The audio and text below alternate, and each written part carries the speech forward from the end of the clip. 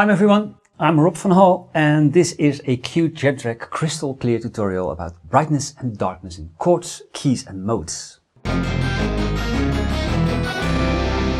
Now, although brightness and darkness is a relative concept and subject to personal predilection, still it is projected on musical aspects like harmony, scales and chords.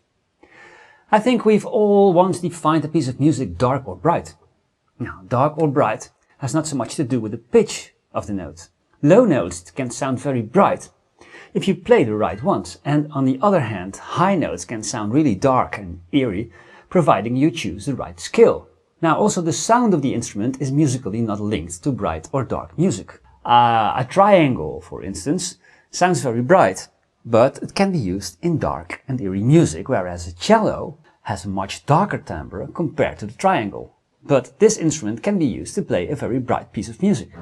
So, with all this said and done, it's time to figure out what dark and bright do mean in a musical context and how to establish these concepts while composing. Now, a chord, a note or a scale itself isn't really bright or dark, but it may be brighter or darker compared to another note, scale or chord. In other words, it's a relative concept. So we could say a major chord is brighter compared to a minor chord. That's how we experience the difference in sound. In general, a chord sounds darker when there is more downwards gravitational pull towards the tonic and the fifth. And these are the consonant intervals. So a minor chord, for instance, has a flattened note, the minor third, right? So this minor third is closer to the tonic than the major third in the major chord. And therefore the minor chord sounds darker than a major chord. The gravitational pull from the minor third towards the tonic is stronger. A sharpened note in a chord makes the chord brighter. So an augmented chord, a major chord with a sharpened fifth, sounds brighter than a major chord because the augmented fifth is further away from the tonic than the perfect fifth in the major chord. So there's less gravitational pull. Although it sounds brighter, it doesn't need to sound happier, by the way. The augmented chord, for instance, is brighter than a major chord, but it's rather an unsettling and dissonant sound. So happy and bright are related, but there's much more to it than just that. Now, when we flatten the third and the fifth, we'll get a diminished chord, which will sound darker than a minor chord. The gravitational pull of the diminished fifth is stronger because it's closer to the tonic than the perfect fifth in a minor chord. So where the sharps brighten up the sound, the flats will give a more sense of resolution and darkness.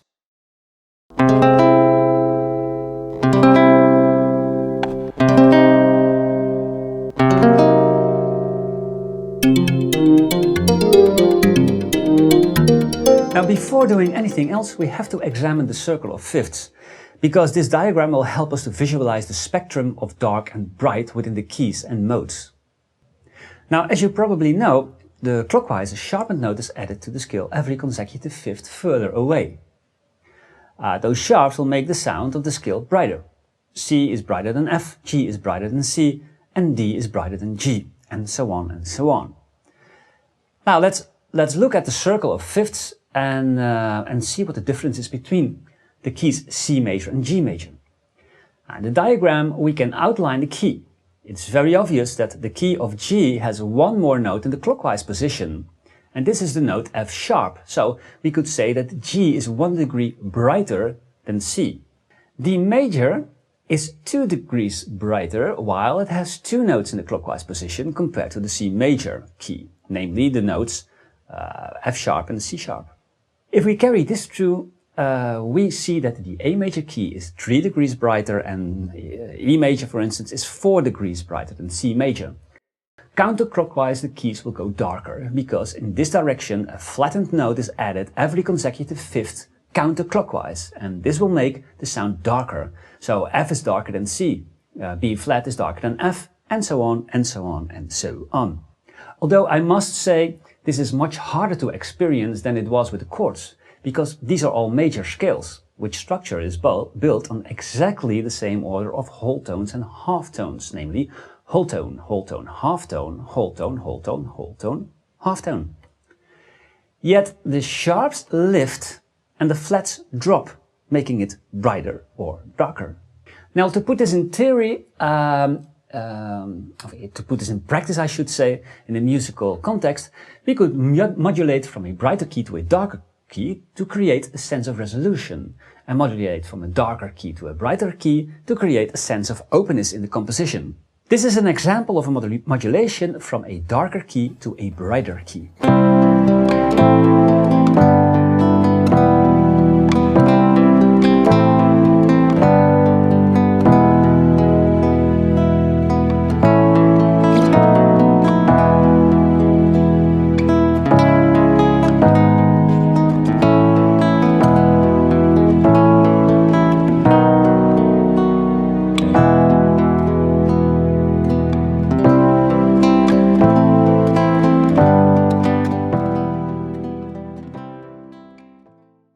We find differences in brightness in the modes too. Now take a look at the first keys in the circle of fifths in the clockwise position, C major and G major, where G major is 1 degree brighter than C because of the sharpened note F sharp, as we've just seen. Now starting on the note C in the G major scale, we create a C Lydian mode with the notes C, D, E, F sharp, G, A and B. So C Lydian has all the notes of the G major scale, causing this C Lydian scale to be brighter than the C major scale.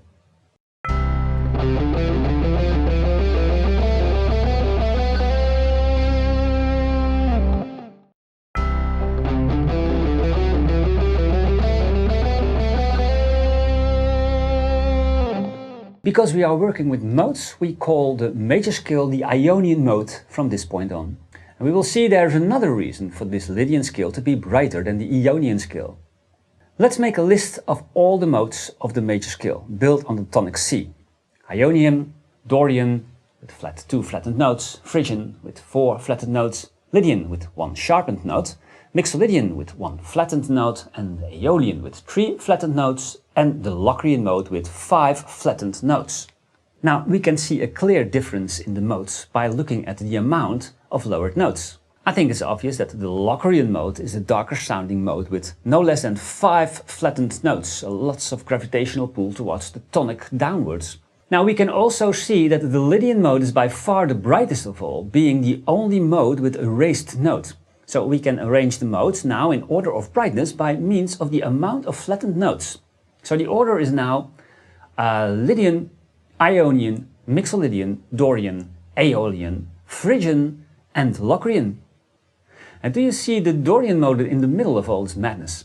We're going to exploit that middle position later. So we can see that on the basis of the flattened and sharpened notes, the Lydian mode is the brightest and the Locrian mode is the darkest.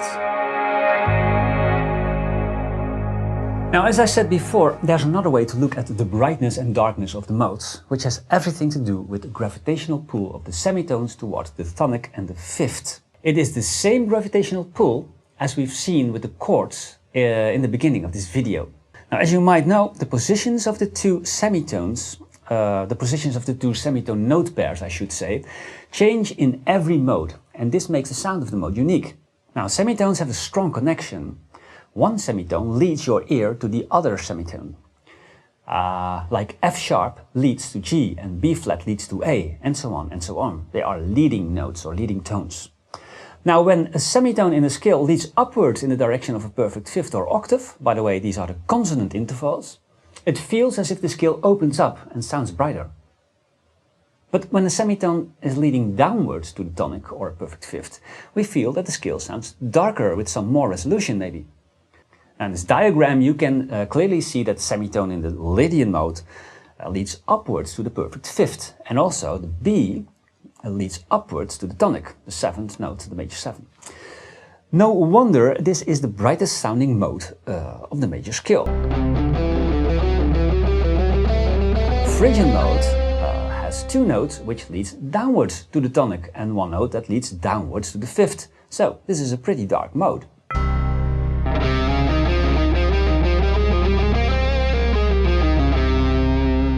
Now let's rearrange the modes again, but now on the basis of the leading tones. We get this order of modes from bright to dark. Lydian, Ionian, Mixolydian, Dorian, Aeolian, Phrygian and Locrian. Again, the Dorian mode is in the middle of all its brothers and sisters. Or should we say Dorian Gray? Now we can place all the modes in the circle of fifths to get a better visualization of the order in brightness and darkness. And the circle of fifths contains all the notes of the C major scale. So now we can plot the modes in this circle of fifths.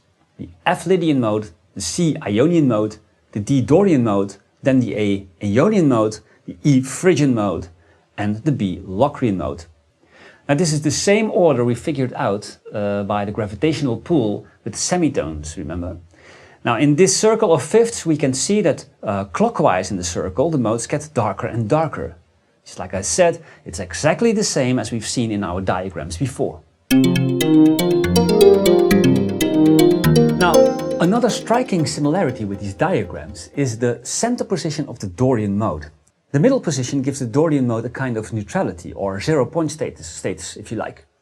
All three modes above the Dorian mode are getting brighter and brighter every step counterclockwise. Now the three modes below the Dorian mode become darker every step further clockwise. Let's make an index. For each mode brighter than the Dorian mode, we'll add an index of +1, and for every mode darker we'll add a -1. Now by this we have created an index or quotient. It's a specification of the darkness or brightness compared to the neutral Dorian mode. We call this quotient the Dorian Brightness Quotient, or the short the DBQ. Now the Dorian mode by itself is special anyway, because it's a symmetrical scale. Now another musical aspect which is related to the Dorian Brightness Quotient is the inversion of modes. An inversion occurs when we mirror a scale in the opposite direction. For instance, if we mirror, or better invert, the Ionian scale, we'll end up with a Phrygian scale. So C, D, E, F, G, A, B, C becomes C, D flat, E flat, F, G, A flat, B flat, C. So the intervals whole, whole, half, whole, whole, whole, half are inverted to half, whole, whole, whole, half, whole, whole. Now here's the logic, and I believe these are Yoda's words. The brightest mode will invert to the darkest. The mode with a DBQ of +3, which is Lydian, inverts to the mode which has a DBQ of -3, which is Locrian. Now the mode with a DBQ of +2, which is Ionian, inverts to the mode which has a DBQ of -2, which is Phrygian. The mode with a DBQ of +1, which is Mixolydian, inverts to the mode with a DBQ of -1, which is Aeolian. Now, because the Dorian mode is symmetrical, it inverts to itself. So now you may ask yourself, can I turn Lydian into Locrian? After all, Locrian is an inversion of Lydian. Well, the answer is most likely no. The quality of the mode is determined by the placements of the half steps, so you'll have to shift the tonic in order to let it sound Locrian.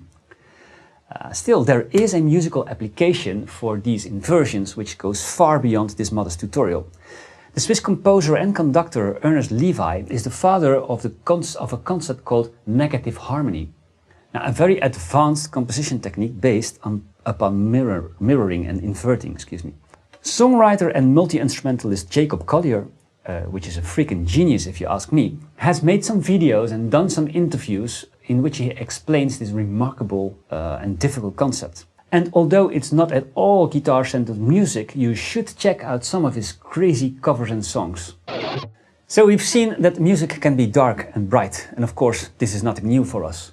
But maybe now you know something more about the reason why music sounds dark and why it sounds bright. Now you can take this just as knowledge for fun, but you can also put it to practice, as you now understand how to manipulate music by using the darker or brighter choices for your scales when composing. And certainly this is not the only way to make darker or brighter music, of course. That depends on more factors than just the choice for scale or chord. But the right choice will help you to reach a certain effect regarding to darker or brighter music in an easy way. Anyway, I hope this was useful for you, or like I said, just fun to know, right? I'll see you soon in a next video, and greets and have a very nice week.